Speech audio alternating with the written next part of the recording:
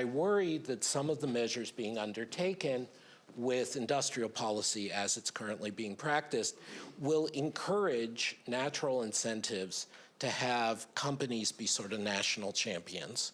and then say, well, and then politicians saying, well, we put all this money, whether through tax credits or subsidies or whatever, into these particular companies. So of course we want the American or the German or the British or the Chinese company to triumph in selling their technology to the rest of the world.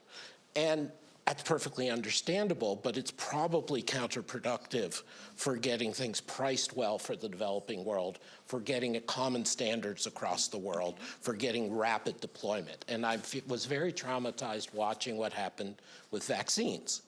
that the Chinese party decided they would sacrifice the well-being of their own people so that they would not be buying an American vaccine. And the Americans' vaccines were not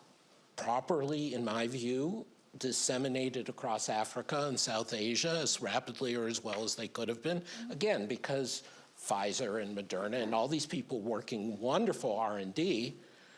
had conflicting incentives. So I think one of the things we need to think about as we go forward is, in addition to these industrial policies, thinking about the diffusion and adoption and maintaining standards and interoperability, so it's not just, in the worst case, I'm not saying this is necessarily what's going to happen, but in the worst case, China saying, if you're my friend, you buy my green technology, US saying, if you're my friend, you buy my green technology, and this becomes another political football.